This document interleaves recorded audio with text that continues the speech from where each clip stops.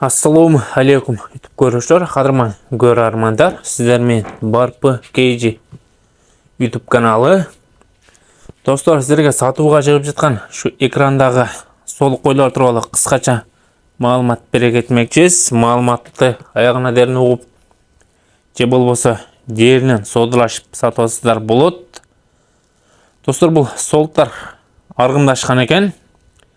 Қайсыл парадамен арғымдашқан деген сұрау болып жатса, бұл солықтар Исар жана Арашан қошқарларымен арғымдашқан солықтар екен. Bir қатар көріңіздер, жоғын жолпы келген солықтар екен. Арасында сынды солықтардағы бар екен. Достар, бұлардың саны 160 баш екен. Алардың 80 башы солық қой, жаш солық қойлар. 80 башы тең жарымы урғашы тоқтылар, тең жарымы еркек қозлар десек тағы жаңылышпайбыз.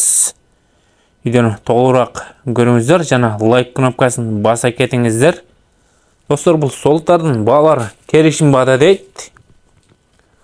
Дареге Жалабат облысы, Тоқтоғыл районы, Ничкесай айылында тұрады. Егерде біздің каналда біріншілерден болып көріп жасаздар, лайк басқан жана бізге қатталғанды ұнытпаңыздар. Достармен подписка қылып бөлішіп кетеміз.